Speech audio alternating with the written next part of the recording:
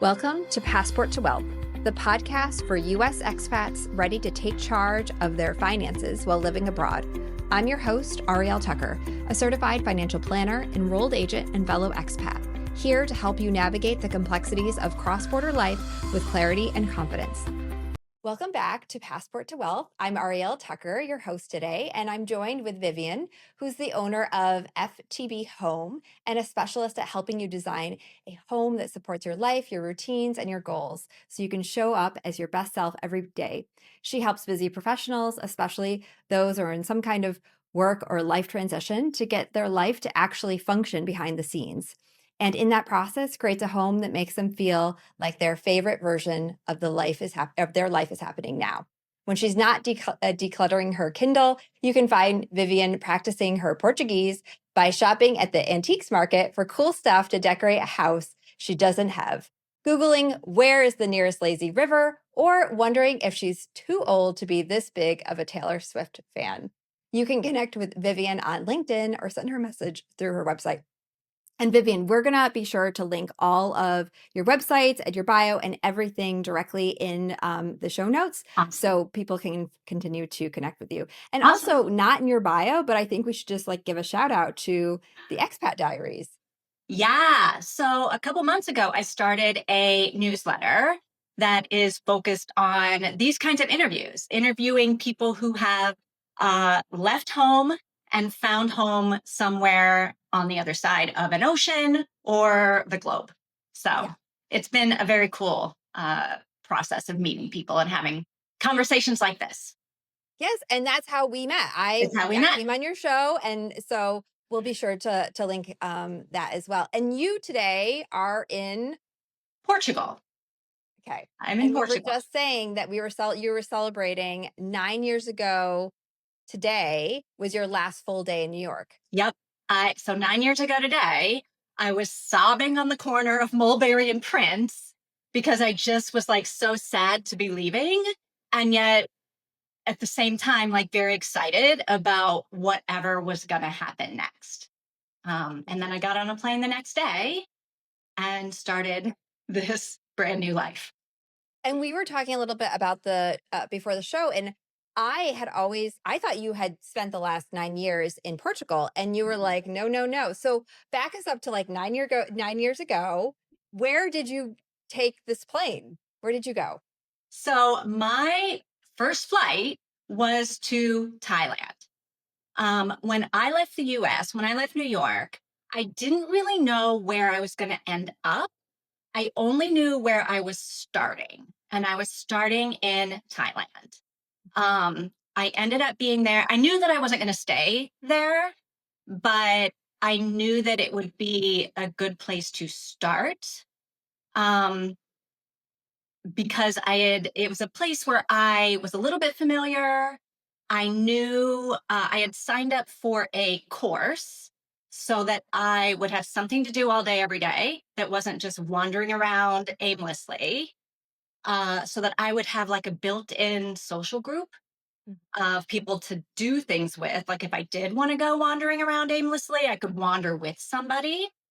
And from my experience moving to Italy, a decade earlier, I knew that I needed something to make the transition easier and more smooth, and a language class or some kind of course where it was intensive. It was 4 to 8 hours a day, was something that I needed to make things easier, especially since I was going Southeast Asia and it is so much different than the US. I knew that it would be, I just wanted to make it as easy as I could. So I was there for 60 days. I then was in Cambodia, which is where before I left, I had done quite a bit of research and I sort of thought that might be where I was going to land.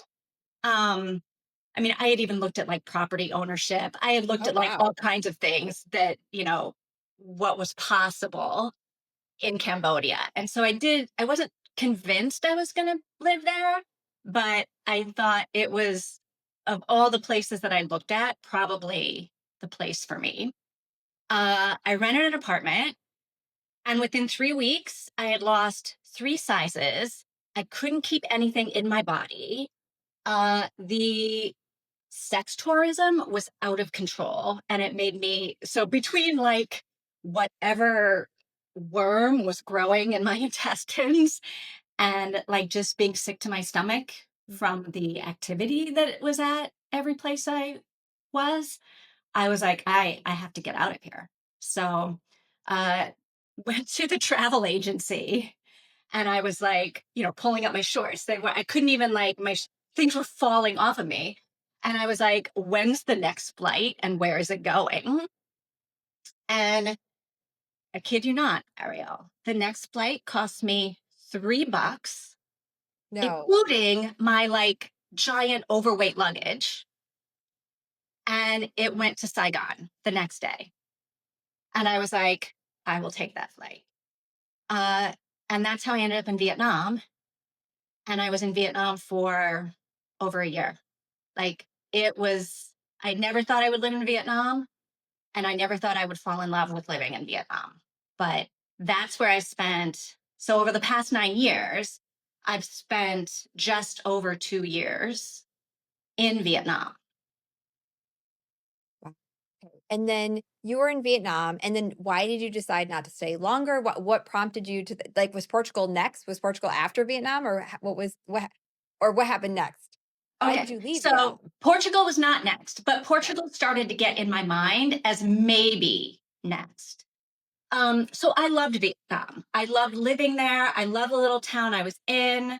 Biggest surprise in my life was that I found a group of people that I didn't have to explain my life choices to. Like, I didn't have to explain why I lived in a different country. I didn't have to explain why I never got married. I didn't have to explain why I never had kids. I didn't have to explain like why I like to read. I didn't have to like translate any of my life to them um, because they had all made those same choices. And somehow we all ended up in this little town. And so it felt very much like home to me. Um, and I would have stayed forever, I think.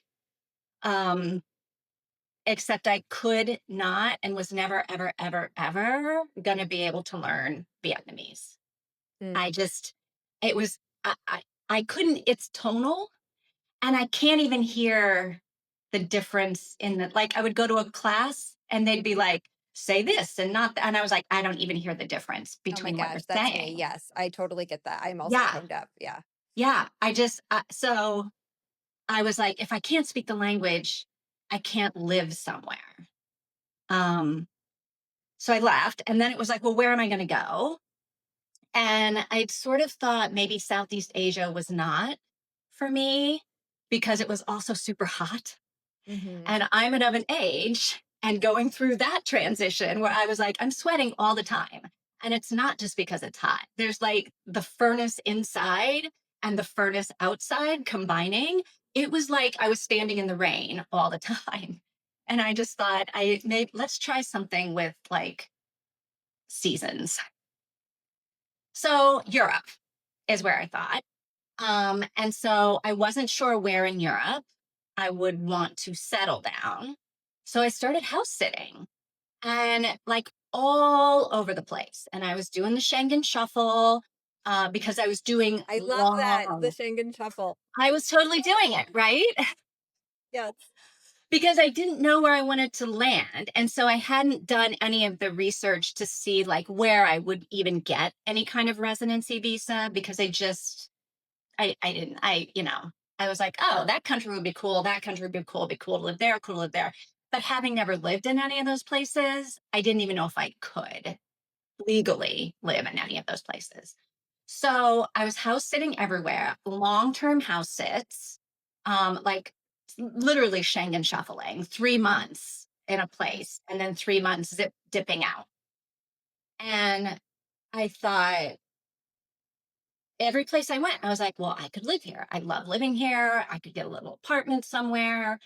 And then researching the visas and the residency and what I might qualify for like the places that I wanted to live, I didn't qualify for any of the visas that were on offer.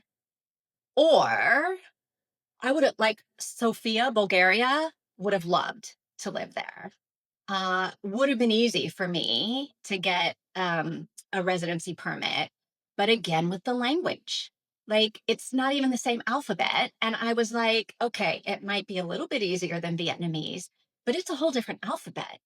It just seems really hard to me. So I'd been to Portugal a number of times and uh, a number of different places in Portugal. And it was a place that I was going to be able to get a residency permit and a place that I wanted to live. So I was like, you know what? Let me start the process of putting this in motion. Um, and so I did. And part of my process was that, like, Portugal has this back in the day. So that was 6 years ago. There, things have changed in Portugal Okay, so since we're talking then. like 2019, right? Yeah, 2019. At the time, the visa that was available to people like me, they didn't have a digital nomad visa. So it was the D7, which is technically passive income retirement visa, but it does allow you to work. So I don't know. So it's like a way more complicated process than Vietnam was. Like I had to submit all kinds of paperwork, all kinds of stuff to sort of like prove I wasn't a criminal, prove that I had money coming in, a certain amount of money coming in. I had to like submit all of these health records and bank records and all this kind of stuff. It was a packet literally about this big, this thick. And I think that's like an important point to just note. Like, that's normal, right? Yeah. Like, you're moving into a country, there is a process, there is a visa process, Yeah. and you will be asked for so many documents. When we moved even to Germany to get my, we were applying for like a special visa as like highly qualified, highly compensated individuals, and I had to go back and find my high school Yeah. like transcripts, Yeah. and I'm like, but I graduated from college. Why do you care about these? Yeah. I mean, so it's a lot of paper in Europe. So great point. It's a lot of paper and time sensitive paper. Mhm. So, like, everything has to be within a certain amount of time from the date that you submit the application. And yeah, it's a lot of work to gather it all and to gather it within the time period. But that said, at the time, uh, the other countries that I looked at, I couldn't have, like, their requirements, I wouldn't, for whatever visas were available at the time, I wouldn't have qualified for them. So in Europe. So I applied. And then part of my process, um, because I was a New Yorker, uh, I had to actually have an in person interview at the consulate in Newark, New Jersey, to submit this giant stack of paper. Okay, so And like, you're in Europe and you find out you have to go back to Newark. yeah, well, I didn't find out. I knew that I would have to do Okay. that because I had really looked at the visa stuff. I Mhm. looked for France.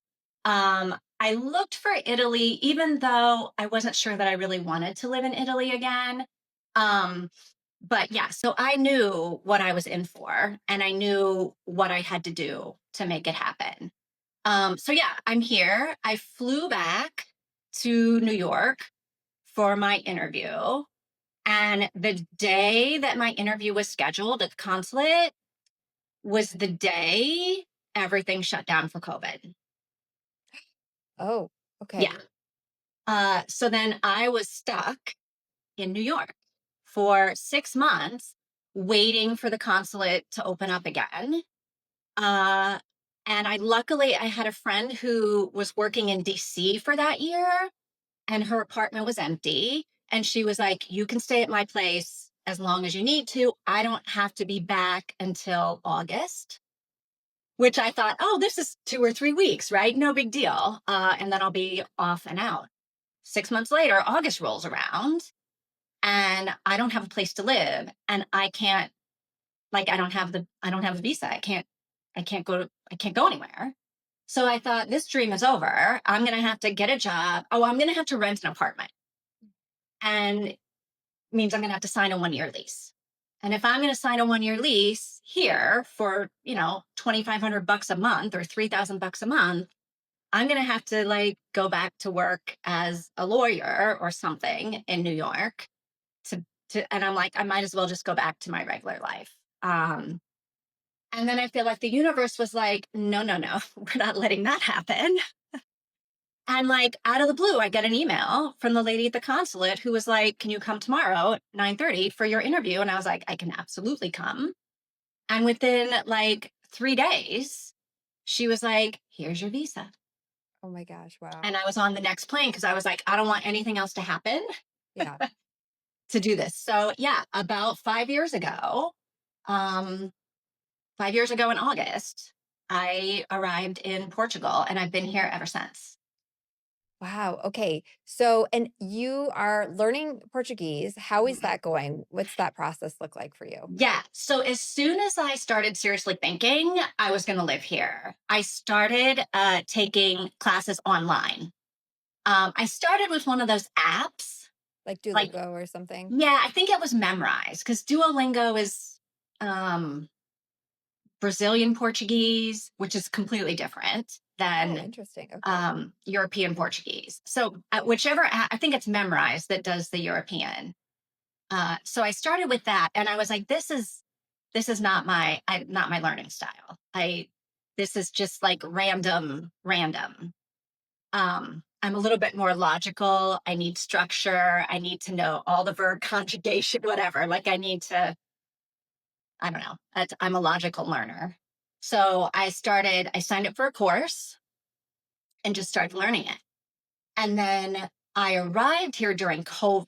So we literally, for I would say the first solid year, we were really in and out of lockdown. And our lockdown was serious. Like Yeah. Yeah. we were out like 2 hours a day, maybe. You could go to the supermarket, but the lines at the supermarket, because they were only letting like 5 people in at a time. And literally, if you didn't get into the supermarket before the curfew ended, they sent you home without food, right? You whatever.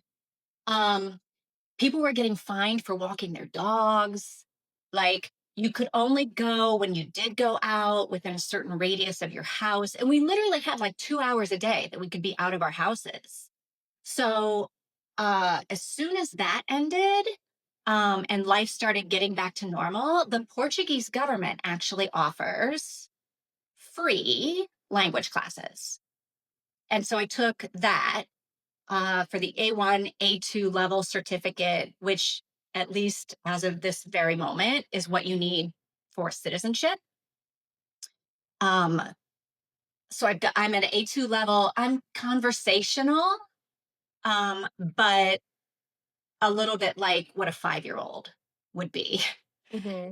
Like you're trying to have a deep conversation with a 5-year-old. Like there are things you can talk about, but you know, that's about the Portuguese level I'm at right now. And I'm starting the B level. So Okay. Great. B1. Yeah. So, are you planning on applying for citizenship now that you're okay? yeah, That's exciting. yeah. Right now, it's 5 years of residency and A2 level language.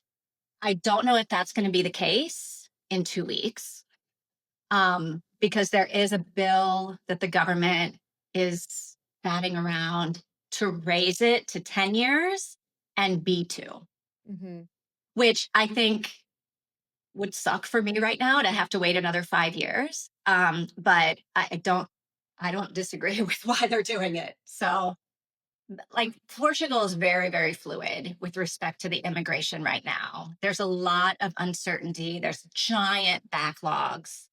Um, yeah, there's a lot going on with immigration to the point where I am a little bit nervous.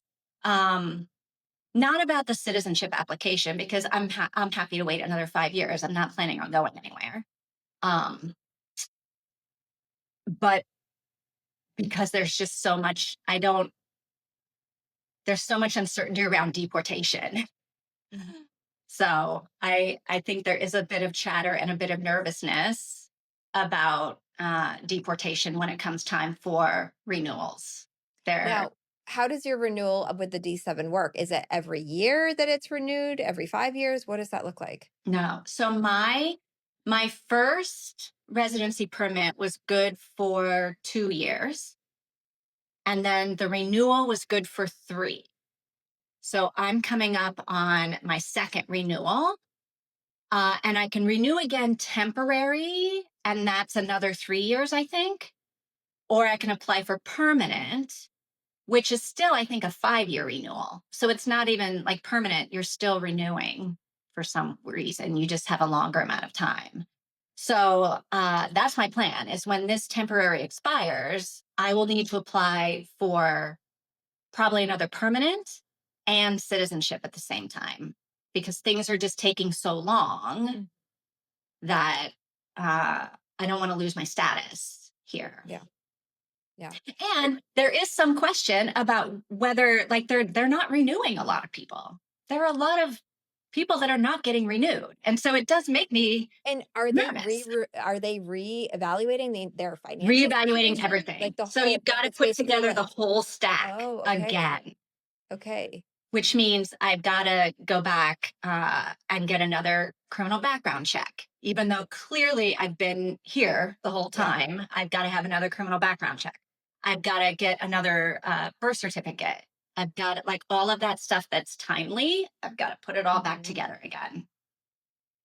It's a lot, but you get to live here. Yeah. Yeah. Do you know anyone personally who did not receive a renewal? Like, did they? I don't know anyone personally who has not received a renewal. I have only seen chatter on Facebook. Okay. Yeah, I'm really And like, and really curious why in the they wouldn't newspaper. renew. Okay. Yeah. I mean, you can feel this like change, right? In the same way that we've had this shift in the US, we're seeing Yeah. that shift here too. Like Yeah. Europe is not this like magical bubble that nothing bad politically happens. The same pressure of like the immigrants are coming and they're taking all of our jobs and our housing and all of these things. I mean, it's the same conversations that we're having. Yeah. I think everyone agrees that Portugal was incredibly generous with these visa programs, like really detrimentally generous. And now there is like kind of this overcorrection. It sounds like Yeah. it's happening. Yeah. Yeah. There is some chatter that there's pressure from the EU because I think Portugal has been so generous and a lot of people are coming in thinking once I have the passport, I'll move to France. Yep, exactly. Because I want to live in France, but Yes, France won't let me. Yeah, but France won't let me. Yep, yep. And we've even had clients who've come to us. They came in right around the time that you came, and then but that was always their plan. It was like, okay, 5 years of citizenship. Yeah, it's a really low citizenship low. requirement, really, really low. And so it's like language wise, time wise, it's really, really low. So it's kind of created this like backdoor to Europe, which awesome for the people who are able to get it. But yeah, you have to think about what doors are actually being opened for the rest of Europe as well. Yeah. Yeah. So I have no plans to leave Portugal, which is why I'm like, look, if it's 5 years, if it's 10 years, it doesn't matter to me. As long as Portugal will let me stay, I'm here. But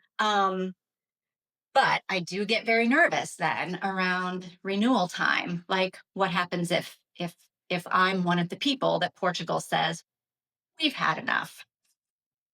We've had a good run. See you later, I think most expats have that kind of underlying like anxiety. Yeah. Which is why when people are like, should I get another passport? I'm like, the answer is usually yes. Yeah. The answer is usually yes, because the US has citizenship-based taxation as of now, Yes. right? And it makes everything really, really complex for US citizens, but other countries don't. So let's say you do become a Portuguese citizen, and then you do decide to move to France or Germany or really any other country, like as long as you don't still operate a business in Portugal and you don't own a home that you're renting out and you don't have like those financial ties, like when you leave, your tax residency is like, it's also broken. Yeah, it's very much like moving from Yeah. Tennessee to Kentucky. Yeah. Right? I don't have to pay Tennessee taxes anymore because I live in Kentucky and I pay in Kentucky now. Yeah. But there's always the US. then there's always the US. So I'm curious. So did you have to make any major cultural adjustments since moving to Portugal? Like, what were some of the things that surprised you most? I mean, you kind of settled in during the pandemic, which is like just a crazy time. But after things kind of started to open, even thinking back the last couple of years, like, is there anything culturally that's been kind of like surprising to you or interesting? So it's a tough question for me to answer because I feel like the answer is no, not really. And I don't know whether that's because two things. I had enough experience in Portugal before moving here that I sort of knew what I was getting into. Hmm. And also, I think because I moved during the pandemic and we were all locked in our houses most of the time, the culture came at me in like drips and drabs, right? Instead of it being a full, here we are immersed in the culture, um, like what I would have gotten if we all were not staying at home. So I think in many ways that might have made the transition a little bit easier because it wasn't like, bam, here you are in a brand new country, figure it out. Mm. Yeah. It was like, okay, you have an hour to go figure something out and come home. And then so it was so I think the cultural adjustment was a little bit easy for me, maybe because of that. But also, I think at heart, I may be Portuguese. Hmm. Like a lot of the things, the values that they have seem to mesh really well with where I am. The one thing, and this may just be a language thing, that and I'm a New Yorker, so this didn't bother me so much, but I do find them to be very, the women anyway, very direct.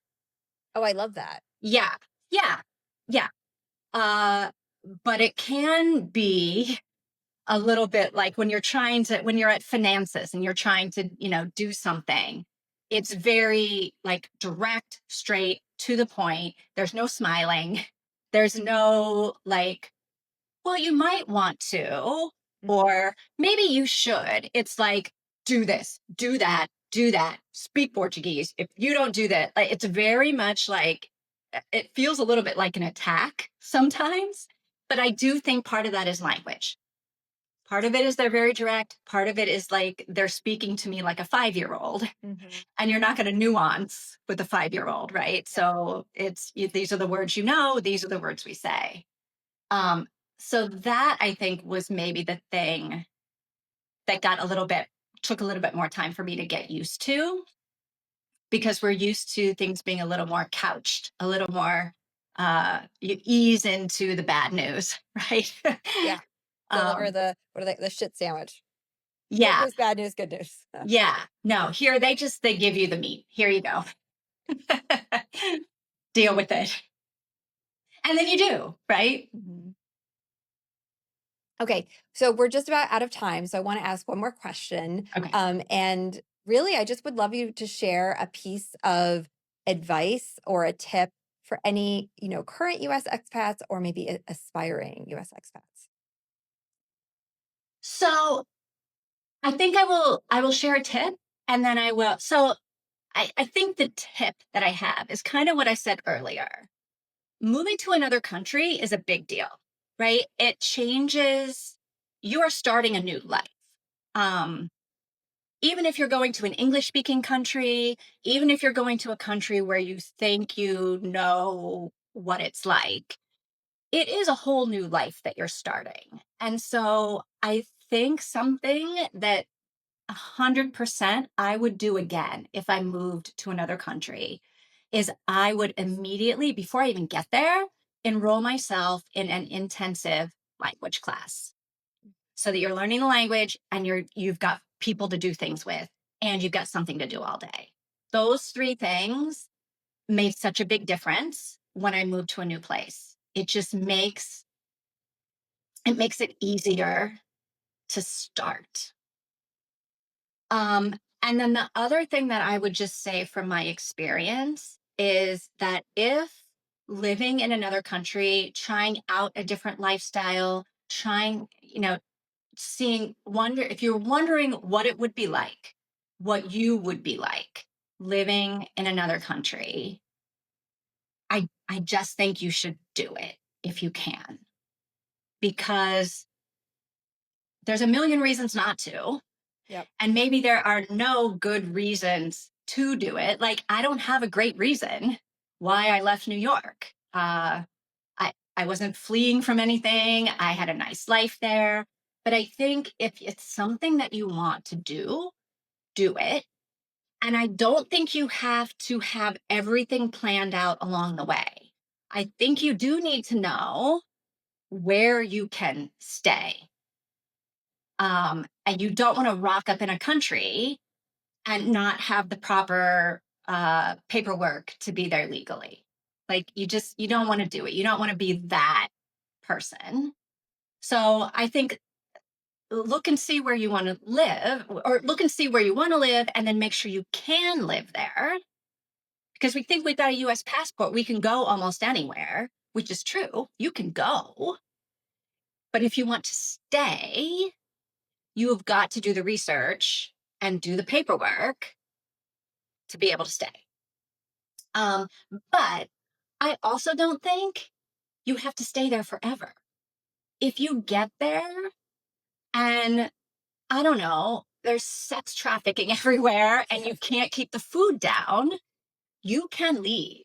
Even if you lose a year's rent on your apartment, and even if, like, it's not ideal, there's a cost to it, but it doesn't have to be forever. If it's not for you, it's not for you. You can go back to the US, or you can find somewhere else to go.